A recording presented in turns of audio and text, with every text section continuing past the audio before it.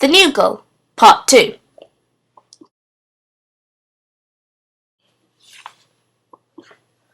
When she had finished her chips, Staffer wiped her mouth with a lace handkerchief. She stood up. Let's have our coffee outside. Jane said, Wait, we can't just walk out. We have to take the dirty plates back to the hatch. Staffer was surprised. Really? Don't the servants clear the tables? Unfortunately, everyone else around the table heard this. One of the boys, a very nasty boy named Damien Budge, shouted, Where do you think you are, Hogwarts? Staffer's pale, chilly blue eyes were serious. You must be patient with me. I haven't the slightest idea what you're talking about. Oh, I'm such a posh cow, squeaked Damien. Jane said, Leave her alone. Why do you care? Are you her boyfriend or something? It's not her fault she's different, Jane said, scowling at him. Leave her alone, Budge. She's not doing any harm. She stood up, took the plates back to the hutch, and almost dragged Staffer out into the playgrounds. Thanks for defending me, Staffer said. That's okay, but maybe you should try it a bit less. Not so. Jane was struggling for the right words. Staffer smiled. It's the way I speak, isn't it?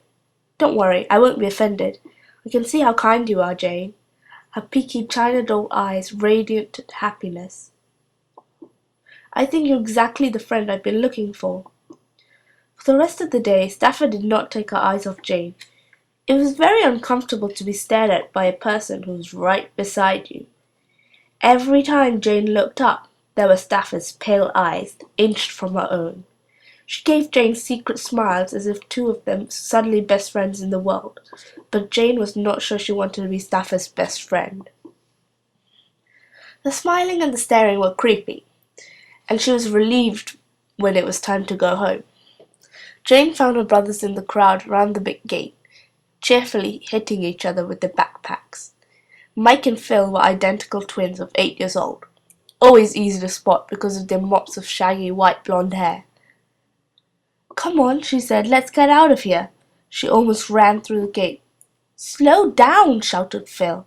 Out in the street, Mike tugged at Jane's sleeve.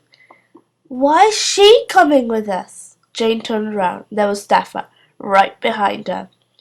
She suddenly looked particularly small, hardly bigger than the twins, and rather scarily delicate.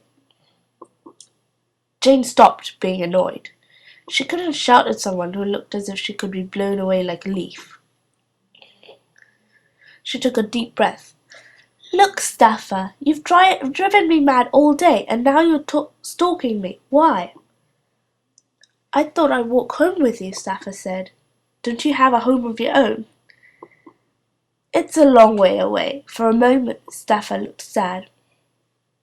My mother and I are staying in King's Lumpton. This was a larger town nearby, where there were shops and a weekly market.